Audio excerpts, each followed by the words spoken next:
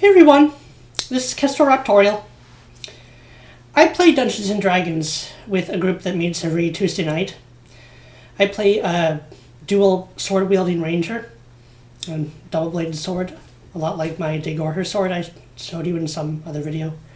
I think that was the Why Just Didn't He Hate Boys video. Anyway, in our last game, there was a very interesting little mystery our group had to solve. We were hunting pirates and arrived on a seaside town, visually somewhat similar to Cianwood City in Pokemon, but no Pokemon, that's just Blackberry. And the city had two major exports: fish and medicinal bark that the residents would the villagers would harvest from special trees that grew on the plateau. We kept hearing of rumors of pirates on the island, but weren't finding any. And eventually, we were told that something was causing the trees to become ill. So having few to no other leads, we explored the inland plateau. As the party's ranger in our game and an ecologist in real life, I had the idea of examining the trees as we went along. I'll tell you what that led to in our adventure in another video. But long, intriguing story short, I was able to follow the declining condition of the trees to our next revelation, our next, well, several encounters. In our D&D games, I pretty much play a character very similar to who I am in real life, just with a level of fantasy skills that don't exist in real life. I do have some wilderness survival skills, nowhere near those of Bear Grylls or someone like that, but a few. And I spent a huge chunk of my life studying environmental science. I'm not kidding when I say I'm an ecologist in real life. A relative of mine forwarded this article to me recently. It's from Yahoo and is titled "Land Decay to Displace Tens of Millions." And I thought I'd go through it with anyone interested in this, and as always, I'll post a link to the article in the video description. So, start reading. Land degradation will unleash a mass migration of at least 50 million people by 2050. As many as 700 million, unless humans stop depleting the life-giving resources. More than 100 scientists warned Monday. This article is dated March 26, 2018, which was a Monday. The author may have meant March the 19th of 2018. Either way, this is very similar to projections and estimations we've all been hearing since elementary school earth science. That doesn't mean it's wrong. It's just so many factors come and go, and especially change, in a matter of 10 years, let alone 25 or 50. For that reason alone, it's difficult, extremely difficult, to make estimations with any real reliability. Already, land decay caused by unsustainable farming, mining, pollution, and city expansion is undermining the well-being of some 3.2 billion people, 40% of the global population, they said in the first comprehensive assessment of land health. We'll see if we have a link to this comprehensive assessment. They'd better give us something to look up if they're making a claim like that. Land depletion threatens food security for all Earth's citizens, and access to clean water and breathable air regulated by the soil and plants that grow on it. Now, we already have a lot of problems with mass migrations of people. They're a huge problem here in the United States. An entire political war, really, against people who, well, between people who want to open the borders to anyone and everyone, which has already effectively destroyed Europe, and those who want to shut the borders until we can, at the very least, repair our own collapsing culture and help our own people. It's a very important question to address in sociology. And social problems have a lot to do with environmental problems. If you can't solve your social problems, you really don't have a whole lot of energy to devote to environmental preservation. It's just a reality. The question is, how much responsibility does one country, one nation have to help those of another, or plural, others? Well, again, if they can't, if their own culture's collapsing, how are they supposed to take care of anyone else? If you remember, or go to a video I published a while ago titled The Rule of Net Resources, which I highly recommend because in it I try to give very useful introductory advice on resource management. It's very basic. Someone of almost any age can follow its logic. I think it's one of the best short videos I've ever done, at least in explanation. I am currently working on a website that, when I have it up and running, will begin addressing ecological issues in the world and possible approaches to finding solutions. I will take articles and discuss them. Hopefully most articles will be a bit more detailed than this one. This article isn't very long. Alright, I'm going to go back to the article for a bit. Read a little further down. The condition of land is critical, alerted the Intergovernmental Science Policy Platform on Biodiversity and Ecosystem Services. Well, there's your problem right there. It's government. We've converted large amounts of forests. We've converted large amounts of our grasslands. We've lost 87% of our wetlands. We've really changed our land surface in the last several hundred years, IPBES Chairman Robert Watson said. Yeah. What are you going to do about it? Land degradation, loss of productivity of those soils and those vegetations will force people to move. It will be no longer viable to live on those lands, he told AFP. Do they say what AFP is?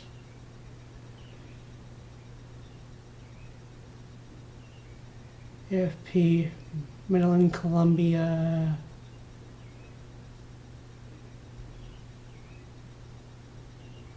I'm guessing it means forest protection or something. I'll look it up and address it later.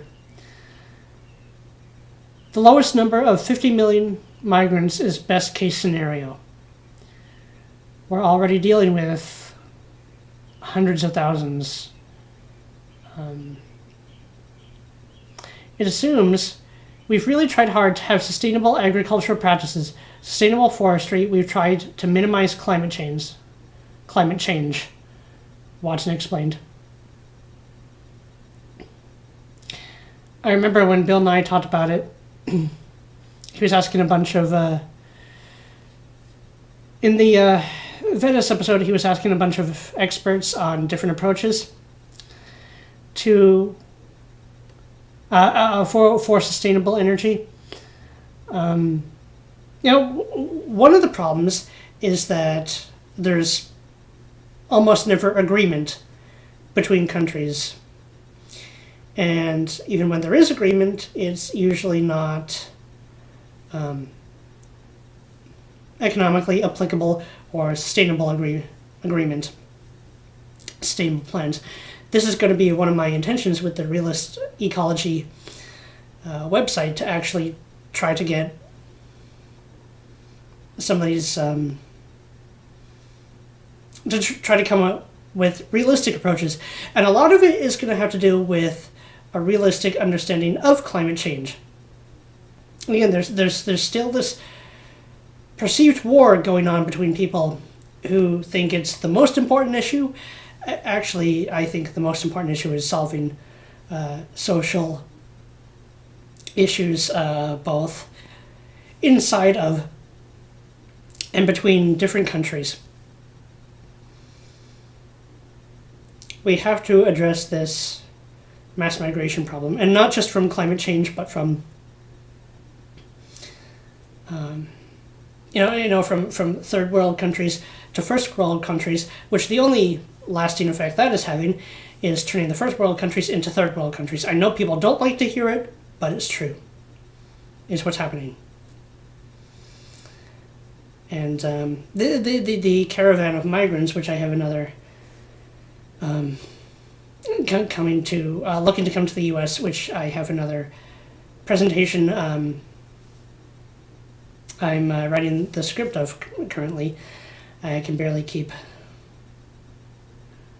up with the issues, just the news coming in day after day. A lot of them from Central America. A lot of these Central American countries are basically run by gangs. They're fleeing gang violence, which I understand.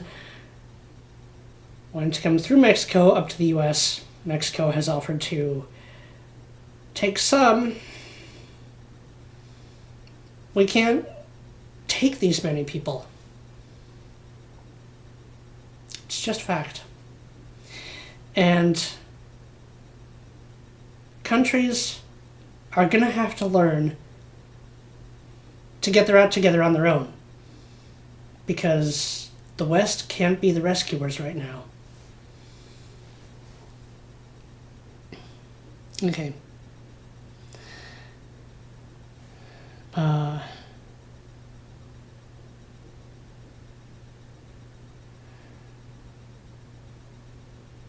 By 2050, said the analysis, land degradation and climate change will reduce crop yields by 10% globally, up to half in some regions.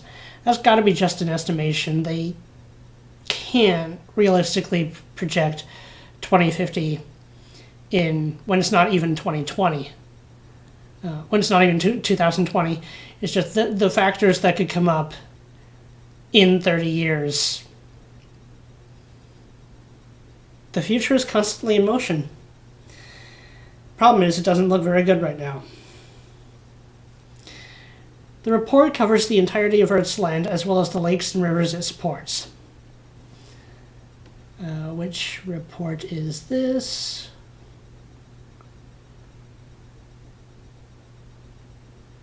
This article really isn't citing a definitive report. I will try to track it down, but this would be important to know where all these projections came from.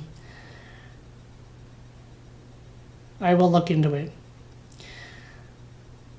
It is estimated that land degradation cost the equivalent of 10% of global economic output in 2010. Every 5% loss of gross domestic product is associated with a 12% increase in the likelihood of violent conflict. You know what also increases violent conflict? Race baiting, calling people Nazis. This check your privilege stuff, this social justice shit, it's all got to stop. And until it does, we can't find realistic solutions.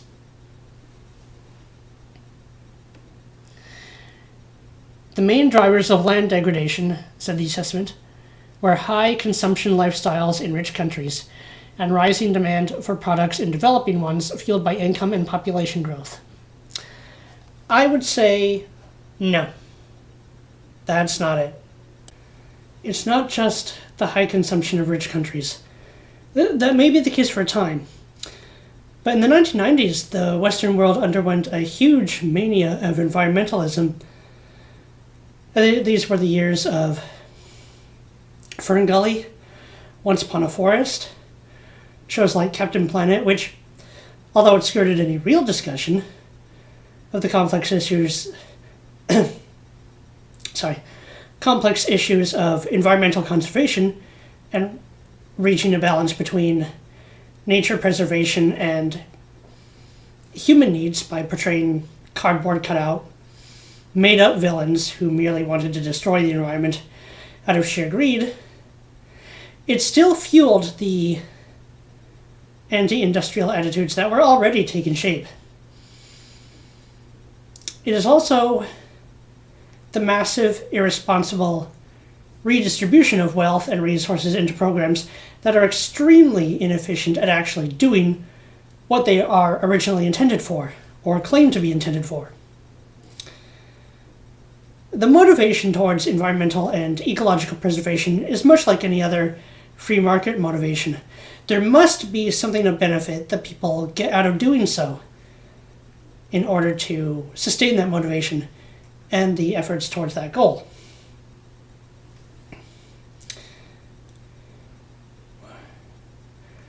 Why do people go to national parks? Why do we set aside land for national parks?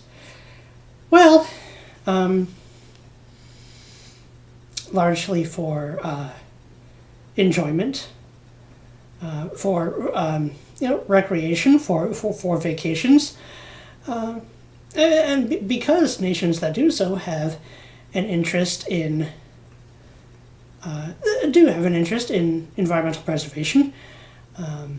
There is a drive towards developing green technology, but to be put into practice, it has to first be sustainable, right? This is why fossil fuels are still our main energy source, at least in a lot of places, because they are more cost efficient right now, and you can't ignore that.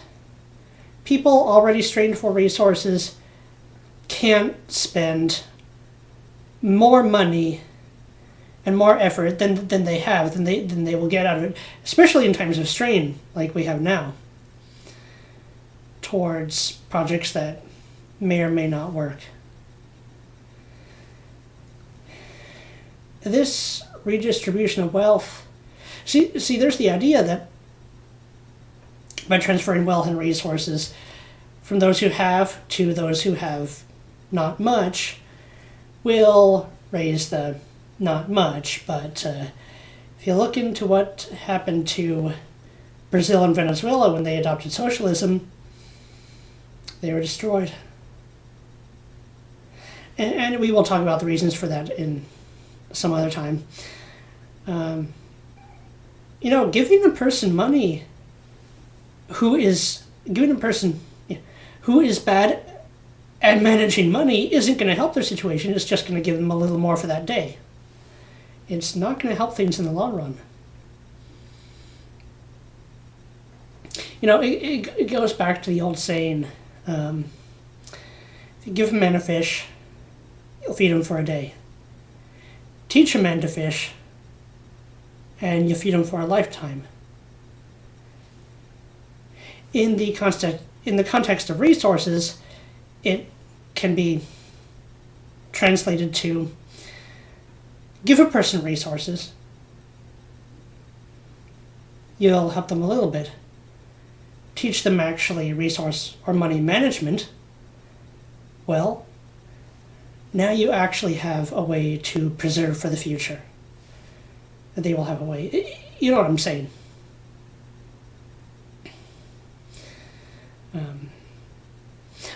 Until you come to the point where, if people overfish from the oceans, which is a problem, well,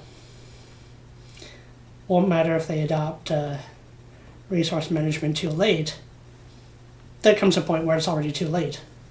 That's why I'm working on this project, to make it. This article is right about one thing. These next few decades are consequences of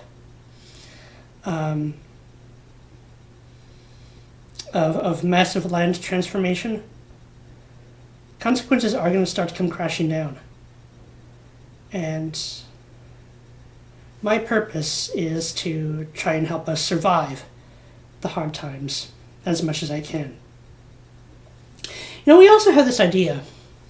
It's a common portrayal, I think. Not exactly fantasy, but portrayal of native cultures. In the West, you see this a lot when Native American cultures are portrayed. Although they have done it with others, with indigenous South America, Australia, Africa sometimes, although Africa is a giant mess from the very beginning. That the indigenous people, lived in harmony with the plants, with the animals, with nature. No. See, we also know that in the fossil record of the last few million years, about the time when, starting from the time when humans began dispersing to the corners of the earth out of Africa. I can't quite remember when that was said to have began. The date keeps slightly changing, and again, I'm more birds and dinosaurs than humans, but as humans expanded throughout the globe, we see massive die-offs of a lot of native megafauna. Animals unique to the regions, and the big animals usually get hit first or hardest because they are the first ones to compete with humans for territory, for resources, for food, and are being hunted by the humans, of course. Well, those two things don't quite go together if you really think about it. If prehistoric and indigenous people lived in harmony, in true equilibrium with nature, why would we be seeing extinctions all over the place coinciding with human expansion? What actually happens is that when humans expand into new areas, new regions, they do a lot of initial damage, maybe for a few hundred years. Eventually, it'll start to reach some equilibrium. When the Maori the ancestors of the Maori, first arrived in New Zealand, they killed off all the giant moa, a lot of the native birds of that region. When humans came into North America, it used to be thought they only came through the Bering Land Bridge. Now evidence points to actually a whole series of colonizations from different directions.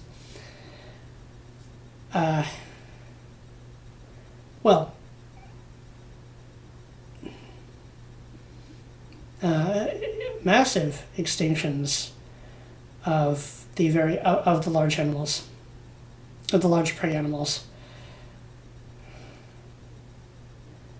Now, after a time, they can reach more of an equilibrium, of a harmony, but that takes a stabilization of culture, of understanding of the ecology of the region. See, ecology isn't really that new of a science. It's just before, when knowledge had to be amassed, be gathered throughout the generations. It would take generations, centuries even, to gather the knowledge of learning how to live with nature rather than fighting against it. It's a point that a culture has to reach through trial and error rather than just happens to have. Alright, we got a little bit further to go in the article. I brought my laptop onto my lap because turning to the side wasn't working too well. The main drivers of land degradation, said the assessment, and I will try to find the exact assessment, were high... okay, we already got through that. Population growth. Less than a quarter of land has managed to escape substantial impacts of human activity, primarily because it is found in inhospitable parts of the world, too cold, too high, too dry, or too wet for humans to live in.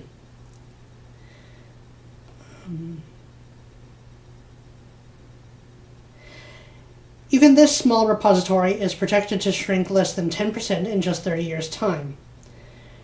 People are pushing into those frontiers.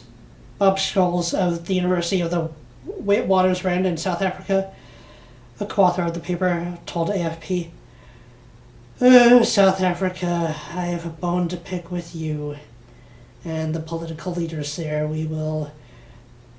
I would incorporate the discussion of South Africa. Watch Lauren Southern's videos. I would incorporate a discussion of that into talk tonight, but it's really late and I'm really tired, so we're just going to get through the rest of this and I will be visiting that soon. Global warming permits people to move to the icy subarctic boreal region, for example. Not yet, it hasn't. And they were living there before. Again, global warming will take a whole series to explore. It's more complicated than even the experts usually recognize. While technology now allows us to pump water from deep aquifers in the extreme desert, I think even those wells are going dry. Crop and grazing lands now cover more than a third of Earth's land surface. And if you remember, I think I addressed in the video, Rule of Net Resources, that the problem with the clearing of the rainforest is in the tropical rainforests, when they clear the land for farmland, the problem is all the biomass, all the leaves, the fruits, the animal matter that falls to the forest floor. Well, there's so many plants, so many animals foraging on the forest floor. There's so much living mass that reabsorbs or reconsumes all the nutrients from the soil so quickly that when you take the trees away, when you destroy the habitat for what was there before, there's not much. There aren't many nutrients. There's not much of a fertile soil layer left. Maybe a couple inches if you're lucky, because they just get reabsorbed so quickly that farms. The soil can only feed farms for maybe a year or two. Then they have to move on and clear more land. The problem is the land's destroyed.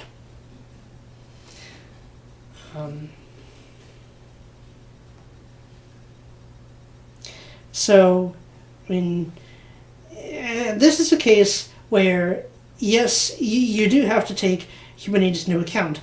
But in this case, with clearing rainforest for crop and grazing lands, well, because of the nature of the soil there, because of how the ecosystem that came before it, that you just cleared, worked before, there's not much of a soil left.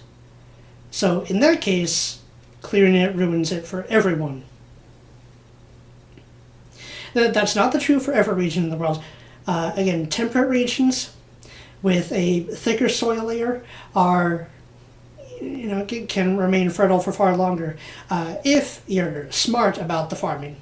If you turn the soil, if you add some nutrients. The other problem, of course, which we see a lot in temperate lands actually, including near where I live, is that there's so much nutrients added to farmlands, so much fertilizer added, that you can get over nutrients, particularly in the water. When it reaches into the bodies of water, the rivers and the lakes, well, it can feed a massive algal growth, and then it can ruin the water for all the other creatures living in the water. So it's a complicated science. It's not just... It's not a simple balance. It requires a complex understanding and a realist approach.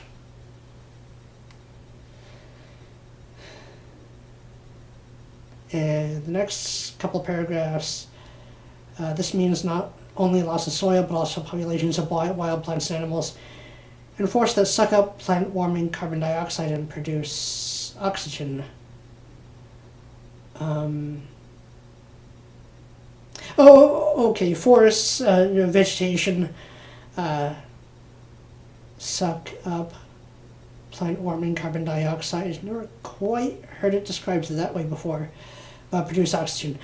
Yes, the more vegetation that you have, the more carbon removal from the atmosphere you will have, for obvious reasons. Photosynthesis requires the carbon dioxide. They do have a little bit of respiration going on. But, I mean, this is another concern with clearing of forests, of course, which is why understanding the balance unique to each region is really important.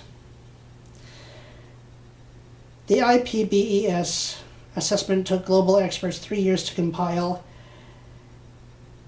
I think the next episode will either be about South Africa or about this assessment. I will go and find it because they really need to explain it more here, not just mention it by initials. Analyzing all the available scientific data. Well, they could explain it in a bit more detail then. Climate change. The report identified land degradation as a major contributor to climate change and vice versa. Climate change as a major contributor to land degradation. Yes, there is a cycle, and we will talk about examples of those. We briefly went over a couple. Deforestation alone contributes to about 10% of human-induced greenhouse gas emissions, usually by the removal of storing carbon dioxide.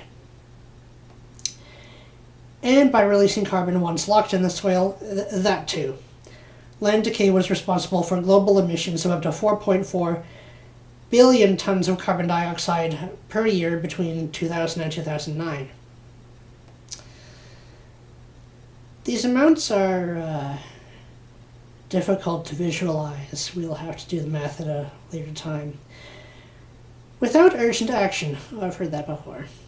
Further losses of 36 gigatons of carbon from soils, especially from sub-Saharan Africa, who unfortunately aren't that interested in listening to advice from first world countries, is projected from 2050. Is projected by 2050, the scientists warned. This is equal to about 20 years of global transport emissions. In 30 years from now, that's 2048, around 2050, an estimated 4 billion people, about 40% of the projected population, will live in arid and semi-arid areas with low agriculture. Hold on, my computer's being obnoxious. It just got out of that article. I have to bring it back up. Hold on.